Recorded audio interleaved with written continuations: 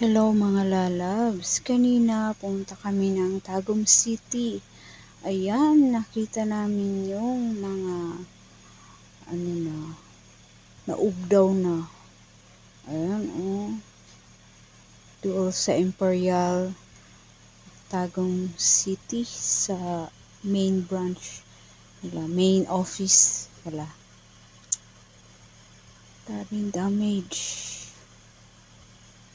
No, sa sobra kainit. Or sa wala pa kabalo kung sa hinungdan. But then, oh my God, ingat-ingat po tayo sa ating mga gawain sa bahay, mga naka-plug in, yung gas, yung mga kagamitan sa bahay, iwan. At ayon sa aking natanungan, 5 o'clock in the morning daw, nag-umpisa yung sunog. Ayan, pagdaan ko kanina, umuusok pa. Ayan.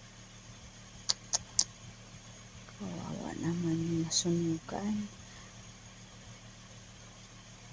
Kaya ingat po tayong lahat. Check natin yung mga kagamitan para malayo tayo sa mga sunog. Ayan, summer kasi. Pero dito sa amin, sa umaga hanggang hapon, init. Tapos pagdating ng mga alas 2, yan, ulan na.